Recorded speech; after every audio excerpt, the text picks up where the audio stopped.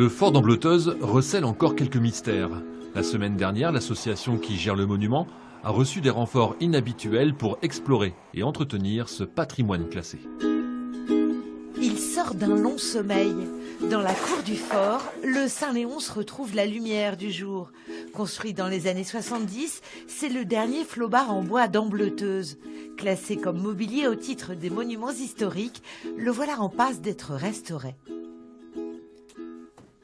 Là, on a la chance d'avoir le bateau quasiment complet, sans pièces trop dégradées. Donc je vais m'amuser à remettre tout en place dans le bateau, quoi. Vous savez, en regardant les planches déjà, où elles vont aller, vous? À peu près. D'ici l'an prochain, on pourra effectivement le visiter au sein d'une salle qui sera dédiée à la marine boulonnaise et notamment au travail de la pêche avec les flobards. Puisque ici, Ambleteuse, c'était un port d'échouage. Il y avait énormément de flobards qui s'échouaient dans l'estuaire de la Slack, qui est derrière nous. Et donc, ça fait effectivement partie de l'histoire un peu du fort aussi, quoi.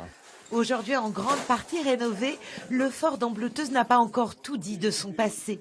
Alors ces spéléologues s'apprêtent à descendre dans ce puits de 80 cm de diamètre et 10 mètres de profondeur, une mission inédite.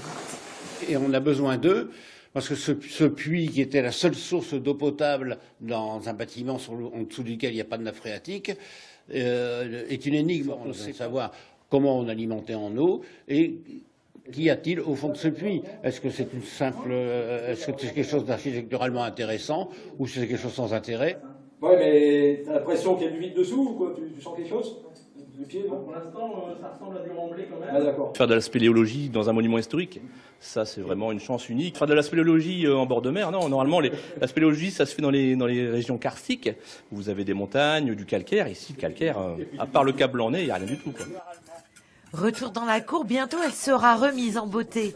Pour l'heure, les travaux de la banquette de tir s'achèvent. Mais là, on franchit une grande étape parce qu'on va avoir un chantier qui sera sur 2 ou sur 3 ans entièrement cohérent. Le Saint-Léonce quitte le fort, direction Audrecel, pour revenir restaurer dans quelques mois.